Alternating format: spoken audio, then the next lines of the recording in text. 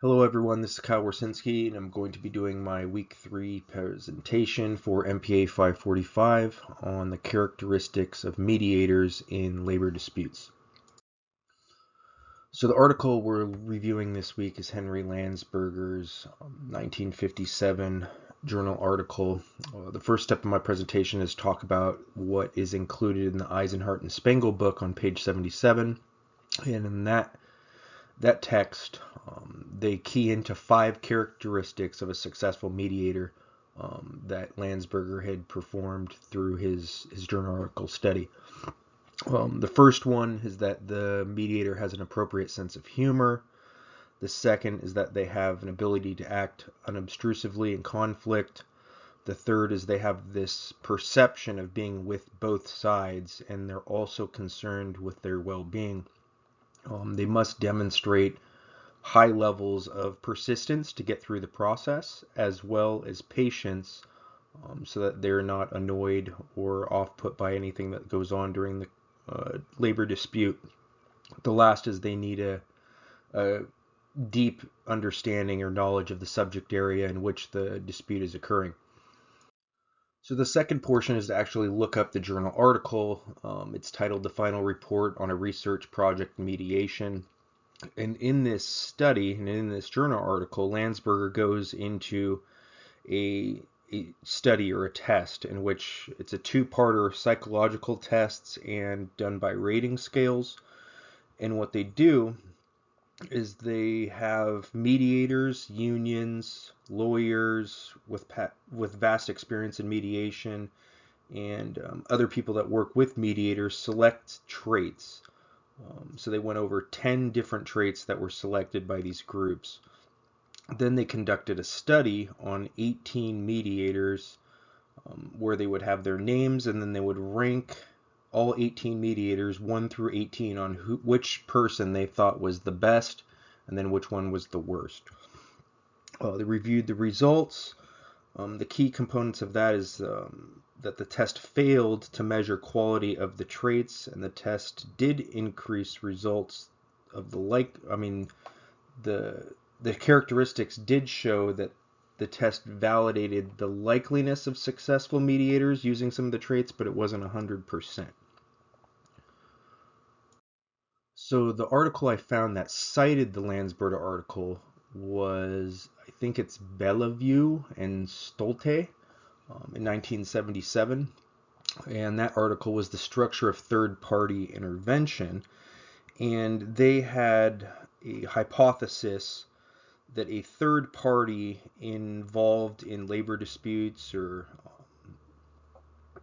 conflict resolution or alternate dispute resolution, so ADR, increases the communication of all the parties and has an increased likeliness to resolve the conflict. And that's compared to situations in which there's not a third party present. So they also thought it was funny that most of the studies in this field had been done in America, so they wanted to study Canadians. So they studied Canadian junior and high school students, and they went through this iteration, and it did say that a third party does increase the communication and the increased resolution of the conflict. How the Landsberger article was utilized within this, I thought it was going to talk about the Landsberger characteristics and all of these different things when it really didn't. The authors, Bellevue and Stolte, utilized the Landsberger article as a foundational aspect of their further research. So the Landsberger article in 1950, I think it was 1957, serves as a foundational study for dispute resolution and labor negotiations and conflict resolution, just the same way that Taylor and Weber and Follett serve as foundational aspects for the public administration theory.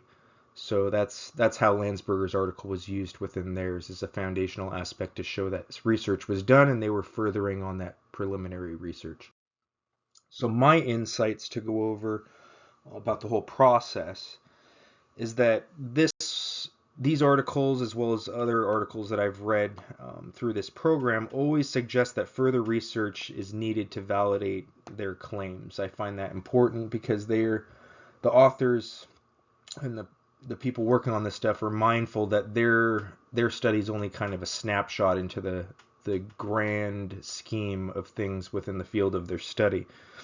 Um, the I also noticed that many tests conclude with mixed results, like the Landsberger. It didn't say that 100% of this mediators that have these characteristics would be good, but it did say that it would increase the likeliness if one was selected with those characteristics.